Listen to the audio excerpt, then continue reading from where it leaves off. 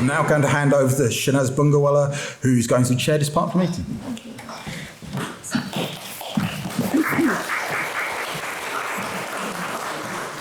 Adjust this for me and for Sariya. Assalamu alaikum, everyone. It's my great pleasure to introduce our guest speaker this evening. Sariya is someone I've known for many years. She's one of those rare academics who combines both academic rigor with participatory research methods. She's someone whose work precedes her, sadly among Muslim female academics, who she's been much of a mentor to for many years. She's a professor of sociology of Islam at the Centre of Trust, Peace and Social Relations at Coventry University. She's the chair of the Muslims in Britain Research Network, and she's editor of the journal Research in the Social Scientific Study of Religion. She's a feminist sociologist and interrogates the power dynamics within knowledge production and implications for the processes and systems of knowledge on society as a whole. Her research portfolio currently includes research on digital religion, vulnerable children, definitions of security, and interconvictional dialogue. She has several publications, including Muslim Women in Britain, Demystifying the Muslimah, Religion or Belief, Discrimination and Equality, Britain in Global Contexts, Islamic Education in Britain, New Pluralist Paradigms, Digital Methodologies in the Sociology of Religion, Islam on Campus, Contested Identities and the Cultures of Higher Education. I think you'll agree that she brings a wealth of knowledge to her particular subject matter. Her latest book, co-edited with Jamie Gillan, is Muslim Women in Britain, 1850 to 1950, 100 Years of Hidden History, published by Hearst, and we're delighted to welcome her as our guest speaker this evening. Thank you.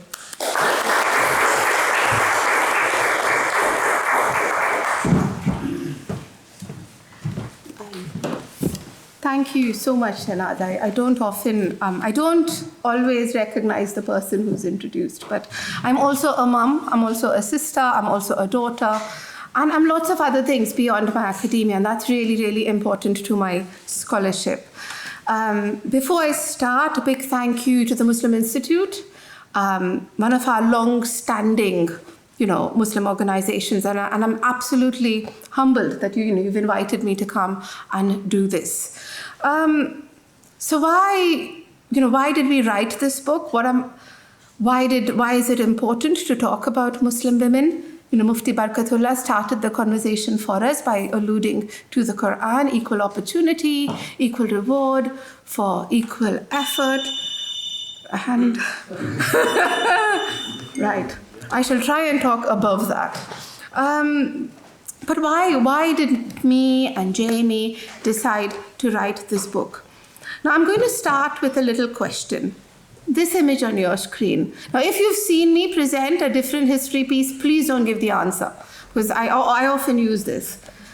Who do you think is the most significant woman behind this message, behind this image, behind this monument? Mumtaz. No. No.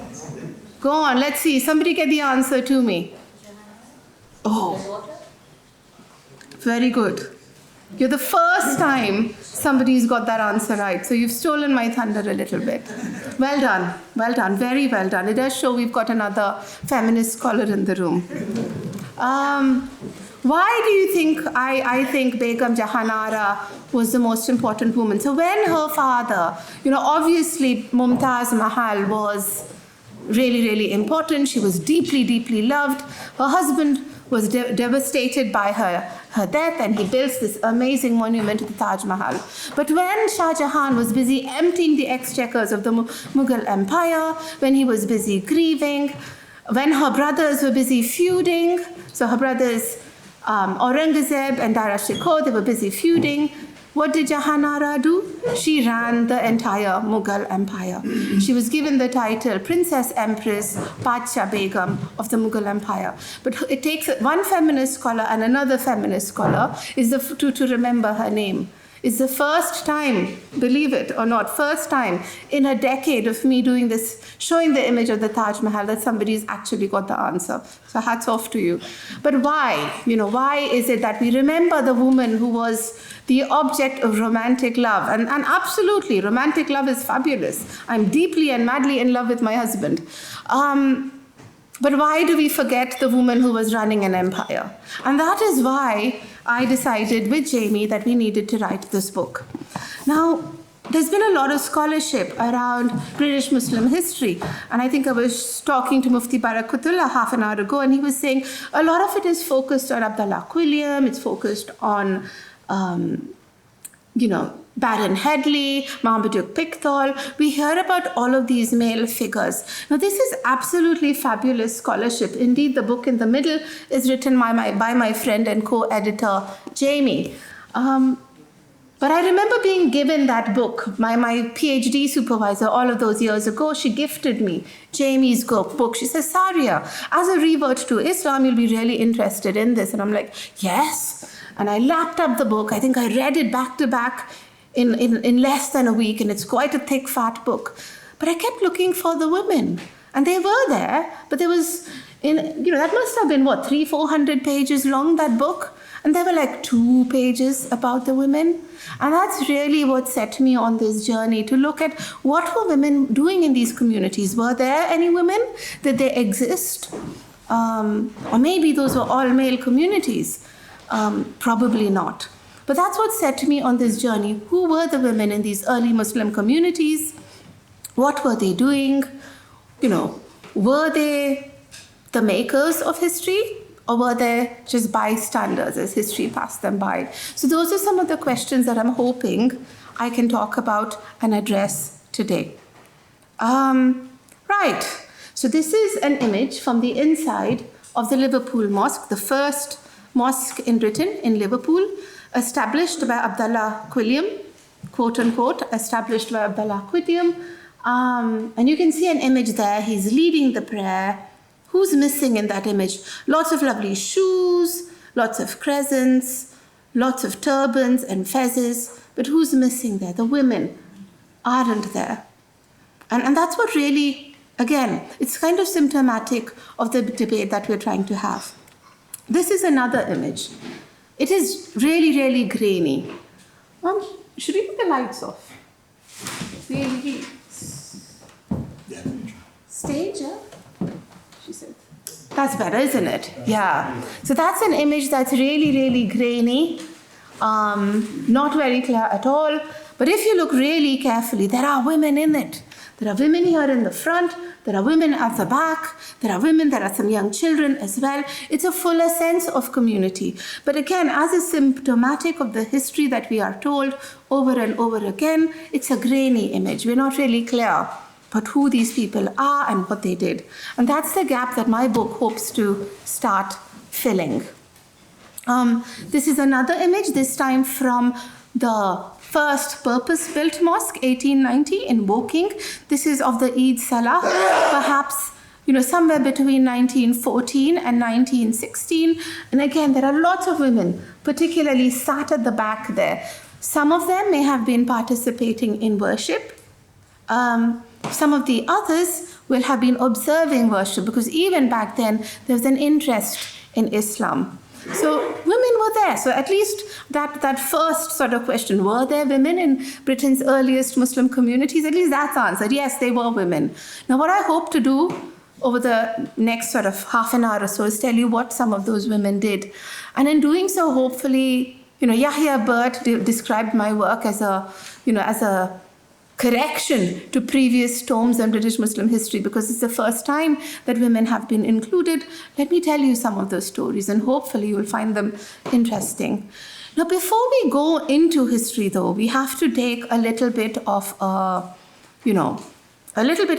diversion. How do we tell all of this history, and what sources do we have? So, the Woking Mosque published a journal. From the Woking Mosque, we also have images. There was a visitor's book. The journal includes testimonies of people, including women, who converted to Islam. And this is an image of somebody called Jessie, Amina Davidson. And she says, I feel happy to embrace the true, simple, sincere, and natural faith of Islam. It is free from dogma.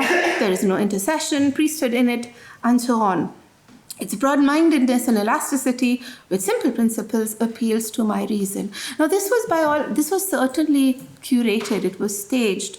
There was a message about Islam that the community even back then wanted to present about Islam being, not this misogynist faith, but Islam being something that was quite conciliatory to Islamic, to gender differences. This is possibly a staged image with a bit of writing under it. And this was from the journal, the Muslim Review, I think. I'm forgetting the name now, but from the Woking Mosque. What we also have is things like this, like the image on your, wherever, the far end of your screen. I can't tell right from left. That is something I cannot do. I don't know how I drive. Don't tell any DVLA that, please. But what we have from the Liverpool Mosque was, in addition to a journal which they published, they also published a weekly newsletter. And that weekly newsletter is absolutely fabulous. It's sort of the kind of gold dust that historians look for. I am not a historian, so forgive. You'll find every now and then gaps in historical language, like me calling things fabulous. Historians don't do that. Proper historians don't do that. But that is absolutely fabulous, because what you find in these community newsletters is really informal kind of writing. We find this little paragraph there that tells us that the Nawab Shamsh-e-Jahan, the Begum of Murshidabad, she made a donation of 25,000 rupees towards the building of a hostel for female students at a hospital in Calcutta. She says that the hospital should be called the Lady Elliot Hostel. And she makes another endowment of 50,000 for the benefit of Indian students in Karbala. Now, what this is beginning to show us is not only were women alive and kicking and really, really active in those early nascent communities, what we are also seeing is a bit of celebration here of their philanthropic deeds. What we also see is, and this is where it gets really exciting, the transcultural, the transnational bonds that these women are fostering. Their sphere of influence is not just in Murshidabad, where she is the Nawab Begum, but it extends to Calcutta, it extends to Karbala, which is Iraq, as we know, and also she wants to call the hostel that she's funding the Lady Elliot Hostel, again indicating that she was really well read. Now, this was a note that we find in the Liverpool Muslims include in their newsletter, but what we also find in there is lots of little notes about women converting to Islam, regular contributors to the committee. We also find that they had a ladies' committee. Sadly, they kept meeting notes, but none of them, I couldn't find any of them, tantalizingly out of reach. But there was a ladies' committee that met regularly, that spoke about ladies' affairs. They ran lectures, and I'll talk about that in a minute, about women living under Islamic laws. How familiar is that? Women's activists in this room, how familiar is that? Trying to defend, talk about, critically analyze women living under Islamic laws. But you find all of that in that community narrative. We also have things like this. This is a poetry possibly written by Sheikh ul-Islam Abdullah Quilliam, or he's read it somewhere and he's copied it into the Crescent. Now, don't try to read it. It's really, really fuzzy. That's due to my poor photography skills. But I'll read you a few lines about the new woman. She studied mathematics. She's been all through quadratics, could discourse upon aquatics with the greatest kind of ease. Knew all about mythology, had mastered, now I can't read that, would tell you the etymology and reason of a sneeze. And it goes on about all these wonderful things that the new woman could do. She's drilled in science. She knows all the dates of history. She could talk with, and we go to the last little paragraph, she could talk with great loquacity on the questions of capacity. But she couldn't sew a button to her little brother's pants. So there was a little note here saying, not very feminist, is it? But you also, I've removed that note, esteemed professor and all of that. I've got to behave myself. They make me sit in a big chair, so I better behave. But these are attitudes symptomatic of the Victorian era. The suffragettes were going on with their battles on the one hand, women's activism, and there was also this critique, this patriarchal concern about this new woman who can do all of these amazing things, but who cannot sew a button to her little brother's pants. Moving on, so what else do we know about history? Now, I use a feminist historical perspective. I draw upon somebody called June Purvis. She says, feminist history is all about challenging stereotypical representations of women and presenting women as actors in their own right, questioning the concepts and analyses offered in mainstream historical works that are mainly based on lives of men. And lastly, finding the hidden subjective voices and experiences of women so that their own words can speak to us, even though they may be mediated through the discourses of the day. Now, why do I want to do it? Yes, I want to hear women's voices. And what I find is women are also constantly doing things, contributing to their societies. They're celebrating each other. This is a poetry. It's initialed, if you look right at the bottom, by FEC. And that was Fatima Elizabeth Cates. Who was Fatima Elizabeth Cates? She was an active member, that is what we were led to believe, of the Liverpool Muslim Institute, right? Brilliant. She was a long-standing member, brilliant. But then when you start digging deeper and when you look at the sources through this, what June Purvis describes as a feminist lens, you discover that Fatima was much more than that. She was a regular contributor to mosque publications, but she was much more than that. She was actually the one of three founding members who set up the Liverpool Muslim Institute. So you've got Abdullah Quilliam, you've got his mate, whose name I'm not going to try and remember, and then you've got Fatima Cates. So this puts a woman at the very center of the establishment of the first mosque in Britain. Isn't that a bombshell moment? I mean, as far as I'm concerned, it is.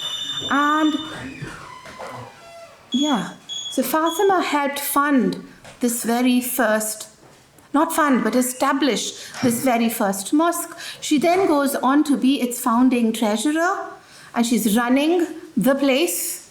There's an entire chapter about her in this book, and I'd encourage you to read it. But a really cool woman who's discovered her faith, who's also gone on to experience Islamophobia, she has horse poo thrown at her once as she's walking to the mosque.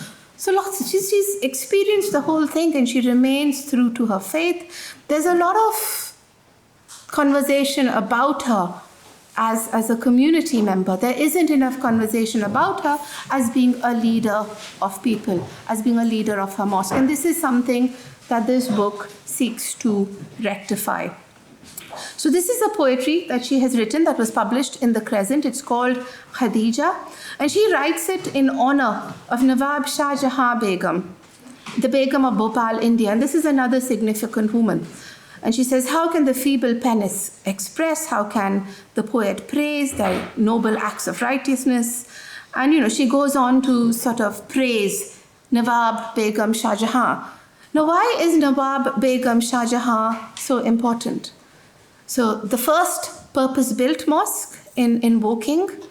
Now, I remember as a young PhD student when I met you, sir, first, I was very excited to find this first mosque, and I was reading through its history because it had a little page history, and apparently it was built by this German professor, Gottlieb Leitner, and he established it as part of an Oriental institute. Fascinating stuff. And then on page 4, I found a little mention of this Begum who had actually funded the first mosque.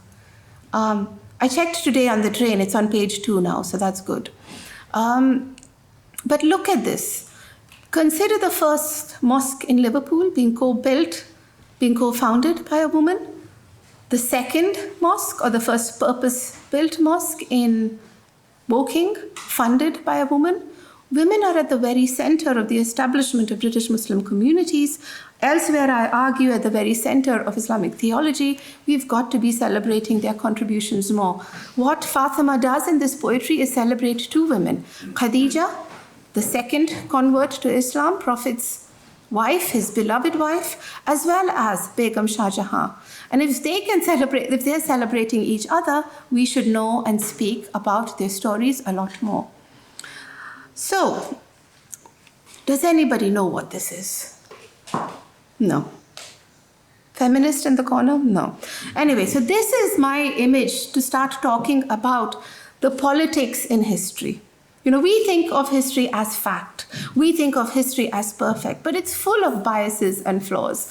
This is a copy of the Quran. So one of the really cool women I'm going to be talking about today was Lady Evelyn Cobbold, aristocratic woman, really, her mother was handmaiden to the queen. She converts to Islam, right?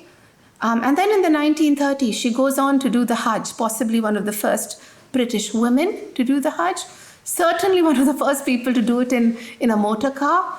The petrol head in me got really excited about the motor car bit, but this was a really, really inexpensive Quran that the Saudi officials give to every Haji, every year. When I went to do my Hajj a few years ago, I got a copy. Now, the only reason that this copy has been preserved was because it was in the personal papers of an aristocratic woman. So when it comes to middle-class women, like Lady Evelyn Cobbold, like others, there are resources that we can access. But then there are other women who live in working class communities who were perhaps struggling for their everyday existential, needs, food, water, clean clothing. They didn't really have the wherewithal to talk and preserve about, talk about their history or preserve it. But hopefully this book also addresses some of that. And let's see how much I can get through to today. So moving on then, in addition to the Liverpool and the working Muslim communities, we also had long-standing Muslim communities in the port towns, South Shields, east of London, Cardiff, elsewhere, where sailors, Yemeni sailors, Bangladeshi sailors, they'd be on their ships. Some people say, sailors have a wife in every port. I don't think that's quite true, but we certainly had Yemeni sailors settling down in South Shields, in Cardiff, gradually marrying working class women, having children with them. Their families face the worst kind of abuse, racist abuse. The book hints at some of that, and I don't know how much of it I should repeat today. I probably won't. But again, these women were portrayed, and this is an image from Fred Halliday's book, quite an old book now. He wrote it in the 80s. And a lot of the literature came to represent these women as having been forced to convert to their faith, as being slightly oppressed, as being sort of cloistered. These women, these wives of the Yemeni sailors, they look very much, almost like nuns in a convent. But Fred Halliday's treatment of these women has come to characterize how we look at women in these early Muslim communities. That is not my thumb, that is Jamie's thumb. My thumb is in another image later on. So moving on then, this book and what are the stories it tells. So, we've got a first bit. Why uncover Muslim women's stories? We talk about some of these politics. We talk about some of these hierarchies in history. And I write a chapter on Olive Salaman, who was a lovely Welsh woman from Romney, who in the 1930s, I think, met and married a sailor called Ali Salaman, and led an amazing life, which the book talks about, and depending on how much time I have, I shall tell you a little bit about. What characterizes Olive Salaman's story, but also the story of some of the people in this room, is that the book, and this is what Sophie says, right? Sophie Gillitre, professor of Islam in Britain at Cardiff University, she says, this book is a reminder that within our midst, the most quiet and unassuming women may in time come to be known and appreciated as the heroines of tomorrow. And I know for a fact that there are some heroines in this room, and I hope you know who you are. So, Olive Salaman then. So Olive Salaman meets her husband. She meets this young man, and I'll let her talk. You can hear her speak in a few minutes. They get married. They have loads and loads of children. They adopt 2 more. They become a rock of their community. Her husband set up the Cairo Cafe in Bute Town, which was where, it was a dingy part of Cardiff back then. It no longer exists as it did because it was regenerated. Posh word to destroy history, the socialist in me says. But this is the inside of the Cairo Cafe that Olive ran with her husband, Ali, And the cafe also included a lodging house. Read about it in the book. But what I'm going to do now is let Olive tell you a little bit about her story. And that's where the technology goes. There you go. Is it working? Oh, it's doing something. Come on, work. Right. Can you help, please? Is it playing? Oh, we can't see that. There you go. There you go. Mrs. Ali Salomon belies her Arab name. She is Welsh and from the valleys. Oh, that's lovely. Look, Steve. Oh, what are you, a queen or a princess? It's not that way, it's this way. Oh, well, I don't think. But her husband's people are now her people, and his God her God. Her 5 eldest daughters are married, and married to men of 5 different races. Yet the Salomon family is one and united, and almost typical of Bute Street. Oh, well. And Olive Salomon from Rumney is the uncrowned queen of Cardiff's little Yemen. والله حياتي ما قد تقدمت على Oh, بس اروح عشاء كويس محمد.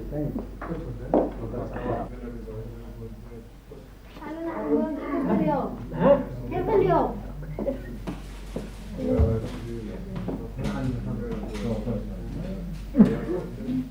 وكان أقصى المدينة بالمسعى قال يا قوم اتبعوا المرسلين اتبعوا من لا يسألكم أجرا وهم مهتدون وآلي العبد الذي وطني وإليه ترجعون اتخذوا We only spoke Welsh at home and English. And now, when I live among the Arabs, I picked Arabic. I think the Welsh and the Arabic language are very near to one another. That made it much more easier for me. 31 years ago, I've been to the pictures in St Mary Street and came out and Can you actually lost hear my way. It's making my way to the docks rather than to the town. I stopped and asked this boy then the way to Queen Street, and he said I was losing my way to the docks. And we started talking. I think we fell in love there and then. We got married when I was 16 in 3 weeks, actually. I had 5 children before I was 21. We had 10 children, 5 boys and 5 girls. I adopted 2, and now I have 12 grandchildren. Of course, when I got married, there was a great stir at home because the priest from the church even came and told my mother that marrying an Arab, I was marrying a heathen, and there was quite a stir at home. But my husband was a very, very religious man. During the war, the only mosque in Cardiff was bombed, and he converted this into a mosque. It was the rear part of the restaurant, and it was his joy and pride of his life. So, Olive Salomon there, and I don't know how the sound was, but she's talking about how she met her husband, she married him. You know, those 5 children she had, she raised them through the war. And there are some really emotional narratives around how, at one point she says that, Cardiff was being carpet bombed basically. And she says, I kept my children in the same bed with me so that in case we died, we all died together. Her husband was an air marshal watching out for the bombs, so he was very much part of the war effort. And there's a lot about the Salomons, really enterprising couple. They sold halwa at one point. I figured that out, and their halwa sold as far as Sheffield. And think about that, Cardiff to Sheffield. It's a long way off. But what is really cool about Olive Salomon is her faith. It was very much her choice.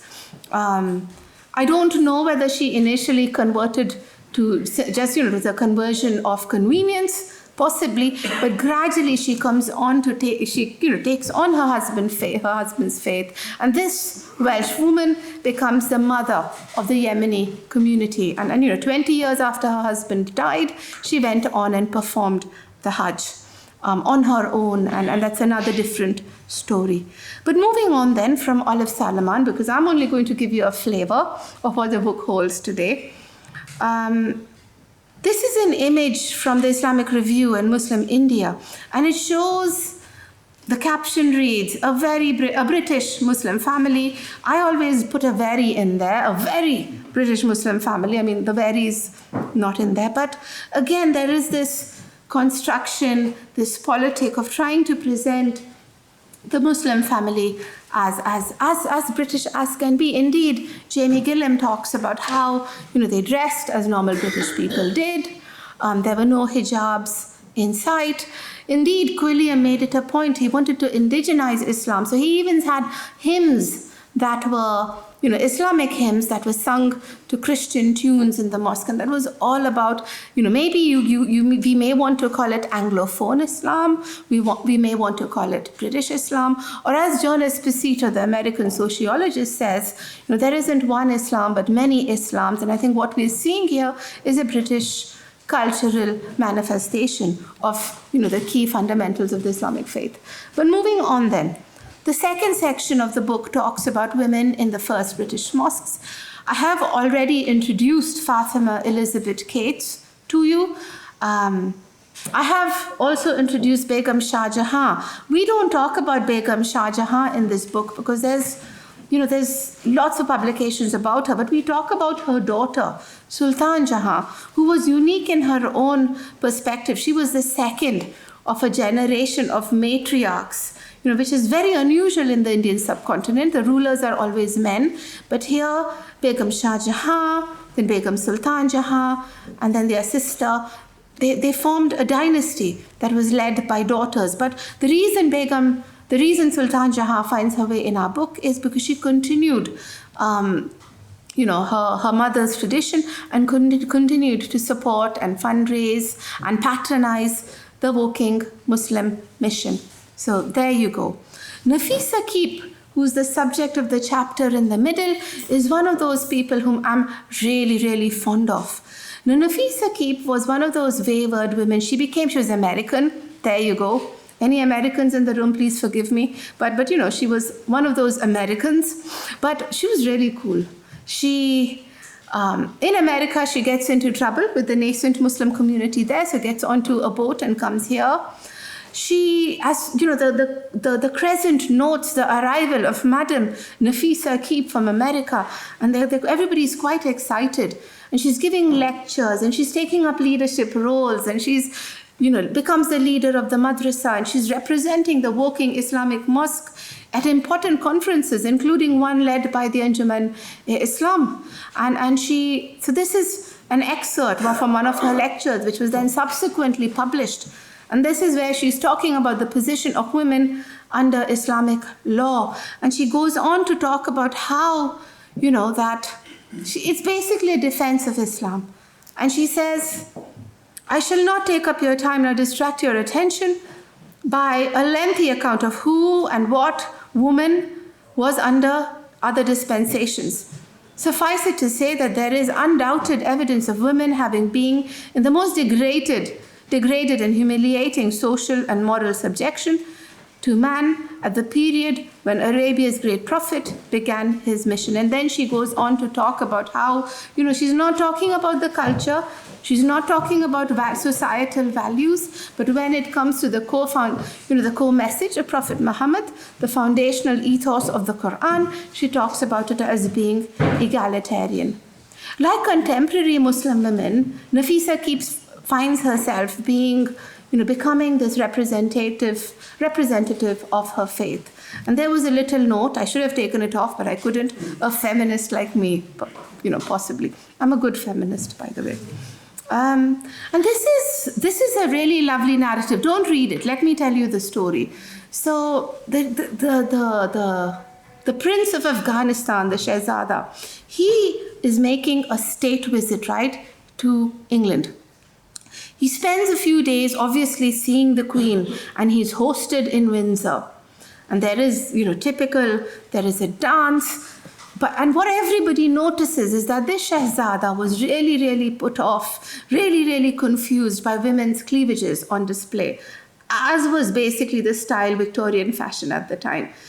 Low cut, he wasn't used to it. I shouldn't make rude signs, but I do sometimes inadvertently. And all the newspapers picked that up, and it was Daily Mail-esque. The Shahzada of Afghanistan didn't like British fashion and was, anyway. The next thing he does, as was the norm for many Muslim rulers visiting England at the time, was after visiting the Queen, it was important to go and visit the Sheikh al-Islam of the British Isles, the first and possibly the only, Abdullah Quilliam. So now the entire royal cavalcade is going to Liverpool, and all the Liverpudlians are really, really excited. Everybody's outside at the train station. In consultation with the mayor of Liverpool, Abdullah Quilliam and the women decide that the women who were not normally veiled should wear some sort of hijab in honor of the Shahzada. And now all the Liverpudlians are outside the train station.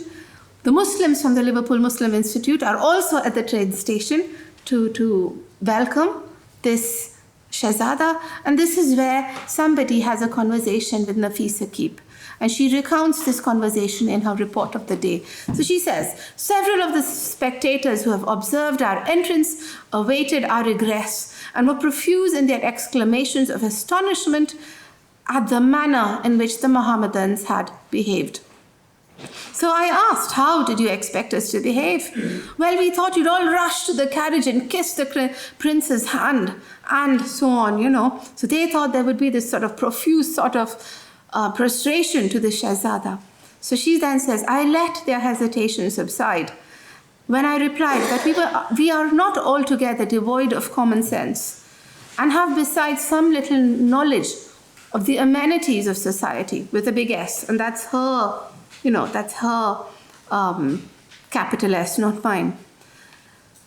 Several of the interlocutors called to my attention to the newspaper reports of the manner in which Shahzada had viewed the low-cut gowns of the London ladies. These persons wished to know if our veils were a concession to the Shahzada's prejudices. I told him we wore veils because we were Muslim, and that the Sheikh al-Islam Quilliam had consulted with the Lord Mayor. And what she does here, Nafisa Keep, is at the same time proclaim her Muslimness, but also her Westernness. She is British and Muslim at the same time. And she's very subtly here trying to, challenge the observers, her interlocutors, the spectators around their perceptions to Islam.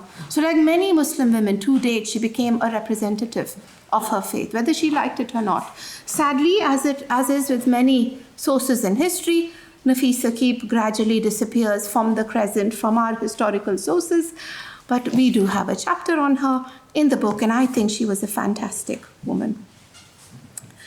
Section 3 of our book, lots more cool women here, and I'm not going to go into all of their stories. I'll just allude to here what Gladys Milton Brooke did. She was the Dayang Muda of Sarawak, which is, she married the ruler of Sarawak. Now, she took literally to the fact that, Islam is divine and conversion is divine. So what she did was converted to Islam in an aeroplane. And I'm not making that up. She took off on a plane. The journalists were waiting outside. And she says, yes, I converted there on the plane. So read that exciting story in the book. I don't know whether all of these women stayed Muslim. Some of them did, some of them did not. Hannah Rhoda Robinson converted after marrying a fraudulent Indian Muslim medical doctor who wasn't what he was at all. He was a quack. He married her, he married other British women. And then she found herself sort of left by the wayside. But what she did do was gather the support of the Ottoman court and continued to live there for the rest of her Muslim life. But Bertha Cave, another woman ahead of her time, tried to become a solicitor, but Gray's Inn did not accept her. It isn't clear whether she remained committed to her faith. And I think what the book does is establish that these women were human and they had differing, changing attitudes to their faith. Some, like Olive Salomon, like Lady Evelyn Cobbold, who went on the Hajj, remained Muslim all their lives. Others, they deterred. Nevertheless, they were all really cool. This is an image from the Tatler, Bertha Cave, converting to Islam. Not converting to Islam, it's just an image of her. Moving on then. 2 minutes, oh my word, right. I'll maybe 3.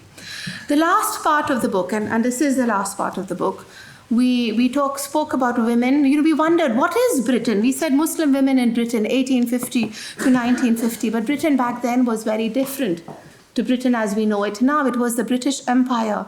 And just as I was saying right at the start about the transnational movements and impact of these women, we had women who were moving from Britain to India, from France, Noor Inayat Khan.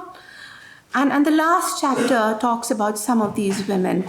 Women travelers from South Asia to Britain, and Noor Inayat Khan, a British Muslim hero, a British Muslim spy, a British Muslim princess, perhaps.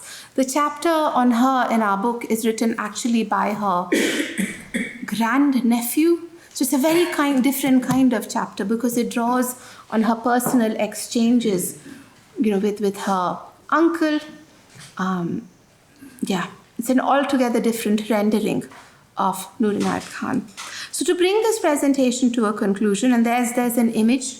Atiya Faizi in her sari is sat down in the front row. She came to study, and she was one of those female travelers. Very, very. And again, these women talk about how they came here in their saris. They were expected to be quiet, perhaps. They were expected to not be able to speak English. But she says, even back then, we weren't anything like what they expected us to be. There was a trend back then to do travel writing. And this is where the chapter draws its source material from. So now to actually conclude, I come back to this question of why uncover Muslim women's history. There is so much more to uncover. This is an image from Cardiff. That is Lady Fatima Shears. She was a Quran teacher in Cardiff, possibly 1930s, 1940s. We know absolutely nothing about her, other than that she was a Quran teacher and played key roles in transmitting both faith as well as culture to her community. Lady Evelyn Cobbold, and she's a convert like me. She's the woman who went and performed the Hajj on a motor car. When she's at the beginning of her book on the Hajj, she says, I'm often asked when and why I became a Muslim. I can only reply that I do not know the precise moment when the truth of Islam dawned on me. It seems that I have always been a Muslim. This is the first edition of the book she wrote on the Hajj. It became a bestseller. So in the 1930s, there were British people who knew a lot about the Hajj because she wrote a book about it. Now, I got to see the book with her great-great-grandson. And I look at the book. The dust cover says Lady Evelyn Cobbold, like this. And then I'm really clumsy, so I managed to drop the dust cover. And then inside, in gold engraving, was written the words Hajja Zainab. And to me, that was a moment of great poignancy. She's written a book about the Hajj, but yet she retains an element of privacy by putting her name that is so precious to her that it's in golden lettering on the inside of the dust cover. Lady Evelyn Cobbold was also a deer stalker, and that's a deer she's hunted in Glenaig, which is high up in the Scottish Highlands beyond Inverness. And she talks about when she was on the Hajj, somebody saw her reading an English novel and they were trying to tell her off. And she said to them, and this is at Arafah, by the way, so she was reading a novel at Arafah, during Arafah. This is an English book, and I am an English Muslim, and I'm here on pilgrimage by the permission of the king. This is the king of Saudi Arabia. After a few seconds of astonished silence, the guy who was trying to tell her off says, Alhamdulillah. And this is how these women sort of balanced their Muslimness, their Britishness, and whatever other aspects of their identity. These people were human beings, and this is a cup, a pony cup. A cup that she won for pony racing when she was 11 years old. And in uncovering history, this cup reminds me that we are telling the story of people who were family members, who were mothers, who were daughters, who were sisters. Finally, we need to uncover these stories because these are living stories. Fatima Elizabeth Cates, who helped found the mosque in Woking, died. There's a beautiful obituary to her in the Crescent, very, very sad. But her grave was lost forever. Nobody knew where her grave was.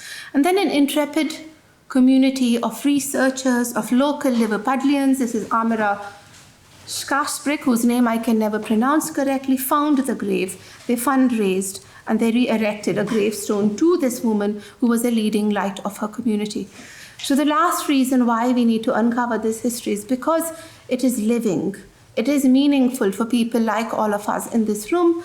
And when I have presented this history to young people in mosques, young women, they are empowered by it. They are struck by it. They have a sense of rootedness that is now not in South Asia or the Middle East, but is very much here. And that is why we need to uncover these stories. So to conclude, history is complicated. It is agentive, political, and empowering. And this is the rendition of history that we all need to own. And I'm just going to read 2 sentences from the book, from the afterword, and then you'll have me done. By record, this book issues a historical corrective that places Muslim women at the very center of the earliest British Muslim communities. By recognizing these women as writers, leaders, educators, citizens, and visitors, it sets the scene for a new kind of lens through which to view British Muslim women. It clarifies these women's roles not as mute spectators of history as it passed by, but as agents of change who helped make this history. It reveals these women's agency. It illuminates for us all that these women were part of the same history of nation building that we participate in. And in showcasing these historical stories of Muslim women who lived in Britain, this book contributes to understanding of what exactly it means to be British. So this history is not just about women, it's not just about Muslims, it's about British society as a whole. On that note, I'm done. Thank you very much.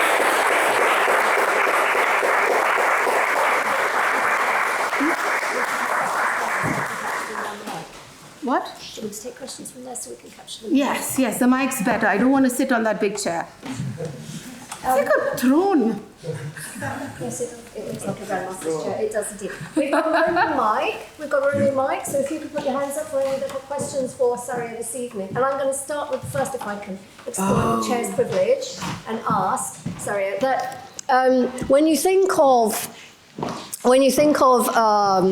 the denigration of women in the Ottoman Empire, that there was an era in which their rule was actually captured as an era of decline. They were actually posited as people who contributed to the downward spiral of the empire. Do you think part of our lack of appreciation of women's role in building and contributing to their histories, that shadow casts large over ways in which we appreciate women's roles?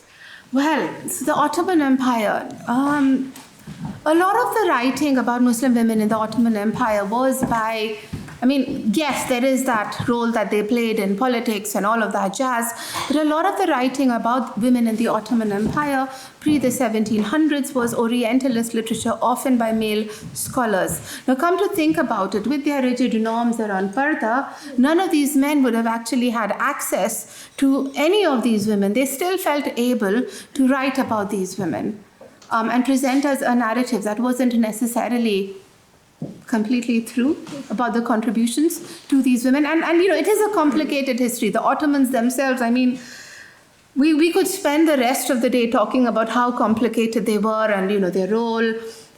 Anyway, but what I want to talk about is Lady Mary Wortley Montagu, a traveller in the 1700s who goes off traveling, and she wrote a letter. She goes off with her husband. She goes off to what we now know as Turkey. She's gone beyond that. But her letters from her travels in Turkey were actually published. And in there, she writes about actually encountering these women. She writes about actually going into the hammams. And she says, "Ooh, that I didn't quite like being, naked with a room full of women. That was a bit too much for her British sensibilities." But at the same time, and co-baths and all of that. But what she does also talk about is how educated these women were, how instrumental these women were in the politics that perhaps their men fronted, but that these women were very much, involved in shaping.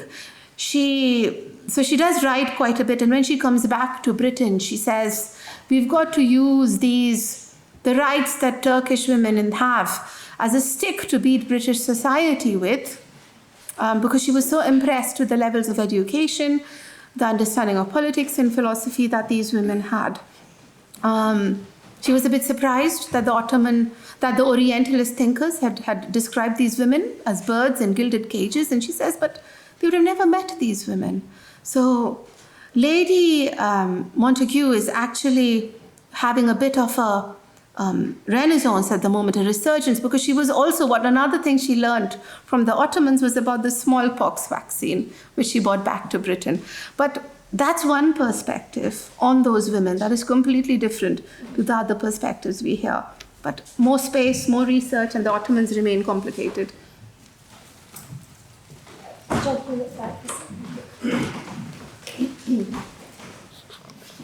Thanks very much. I really loved your talk. A two-part question, if that's okay. One was what was the thinking behind choosing the dates 1850 to 1950? And related to that, because I think since 1950, or roughly since then, in the decades since then, Islam has taken on a different character, fueled by money, fueled by politics, especially political Islam.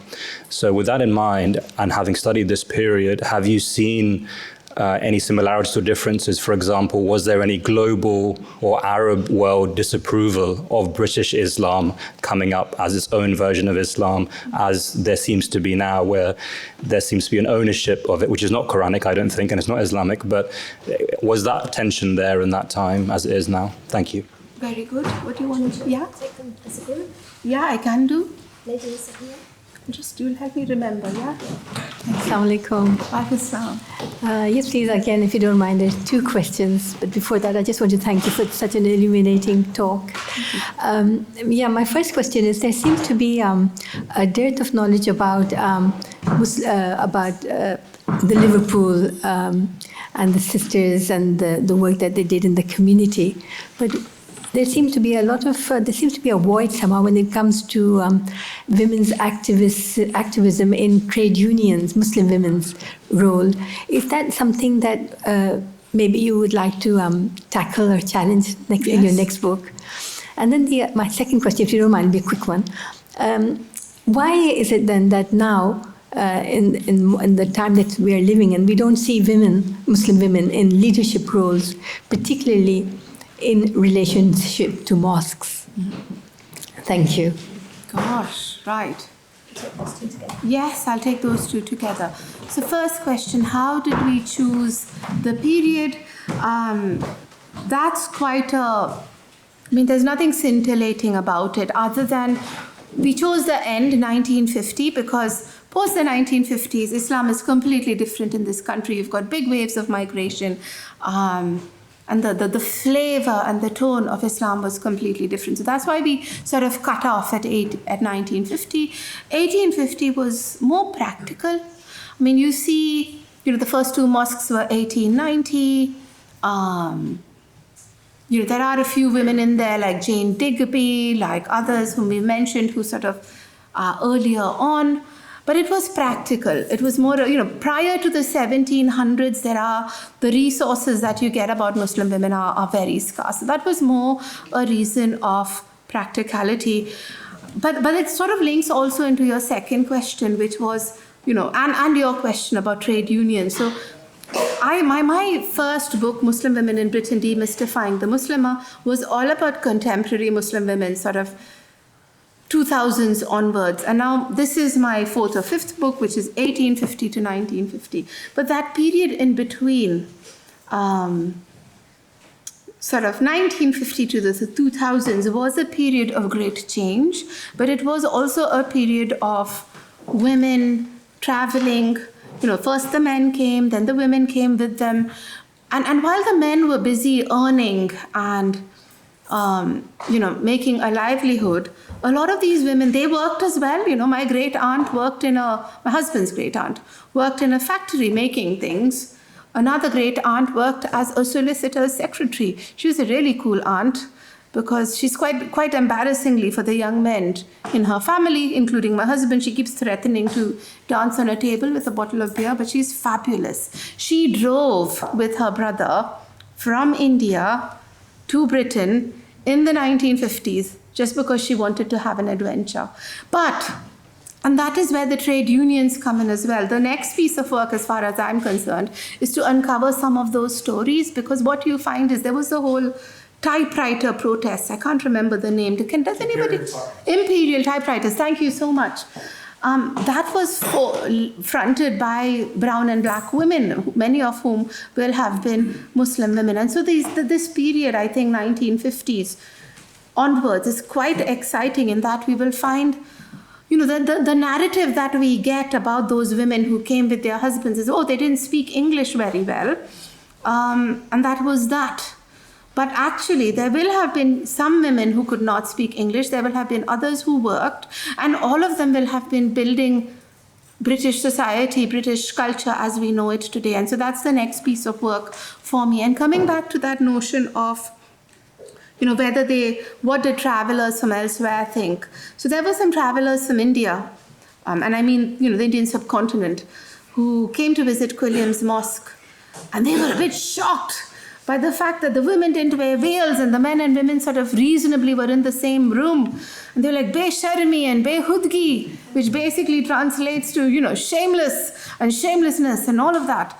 And then they had conversations, and it was published in the Crescent, and some Indian journals published things. But in the end, one of the commentators said, Jaisa desh, vaisa pesh, which means you do as per the geographical context in which you are. And there was some sort of conciliation there. But there were certainly debates. There was certainly Islamophobia. I mentioned Fatima case, lots of other cases. Interestingly, there was also people who were quite friendly with Islam and who sought to, some of the reporting was quite horrendous in the local newspaper. Some of the other reporting was quite conciliatory. It's a mixed bag. Any further questions? We've got about 5 minutes. Sarah. Thank you for your talk. It was really brilliant.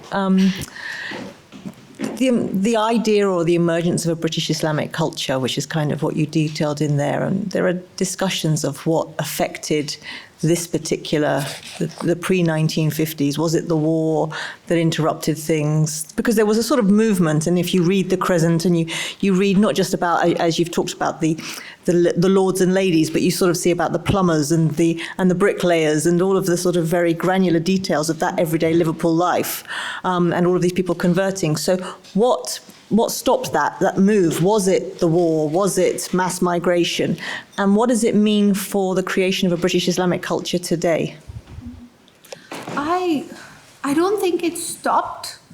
I don't think it stopped. But what has happened is we are kind of distracted from that very sort of indigenous British movement by migration, by flavors of Islam from South Asia, by cultures, by values that are amazingly rich and diverse, but because of sheer numbers overshadowed some of these communities. I mean, sadly, we know that very few people from those early Muslim communities, very few of the children retained the faith, so that was one distraction. We know that when it comes to the Liverpool Muslim Institute, Quilliam probably we don't quite know what happened, but basically Quilliam, who was a solicitor himself and who specialized in divorce law and who supported very many divorced women, was accused of producing evidence for a woman who had come to him for support in her divorce. Anyway, we don't know whether that, so they said there was an accusation that he pretended and constructed this evidence. We don't know whether it was that, but very suddenly Quilliam kind of goes off to Turkey and he leaves the mosque to his son to run. But his son very quickly, 10-15 days, sort of disposes of all the mosque resources, and he goes away as well. There is some evidence that the Muslim community continued to thrive after the Quilliams left, but then they seem to have fizzled out. I think without the charismatic figure of Quilliam, there was nobody to hold the community together, and the mosque fell into, it wasn't used, it was derelict, and ultimately became a space where the council filed away all their paperwork. But people have, and similarly, Woking, there was a period when it was derelict, then the Ahmadiyya community, the Lahori Ahmadiyyas found it, and then it's come back into sort of Sunni management now. But throughout all of this period and throughout the war, conversions continued to happen. They continue to happen today. There continue to be mosques that are convert-led, but it is simply a narrative that is slightly overshadowed by the more noisy, perhaps, the more colorful South Asian culture. So I don't think it's gone away. It's just a different tone. And I think what is really, since we are there, this image, where is it? Well, the image on my book, this is a constructed image. It's from the interwar period when the government had this organization. They wanted to construct how the British Empire was perceived and how the British government was perceived as something that was benevolent. So they had a department called the Ministry of Information that was responsible for propaganda. And the image on the front of my book is actually one of those propaganda images. They wanted to present a notion of good British Muslims, and they also wanted to present a notion to the empire that Britain is supportive of Muslims. And so there's a bit of that construction of rhetoric happening even then as well. It then fizzles out again post the wars, and post the wars, the first ships with people like my auntie arrived. So, and that forever changed the dynamic of Islam in Britain. Yeah. We've got time for a final question. If there's anyone who wants to take this opportunity to ask Professor Sariya a question this evening. I've scared everybody into silence, I think. No? Good. We should go home early. Well, so you have an opportunity to purchase the book at a discount rate this evening, and Sariya will be here this evening to continue sign them if you choose. Remains to say thank you very much indeed for your guest lecture this evening, Sariya. Thank you. Thank you so much. Thank you. And thank you all for being such an encouraging audience. So thank you very much.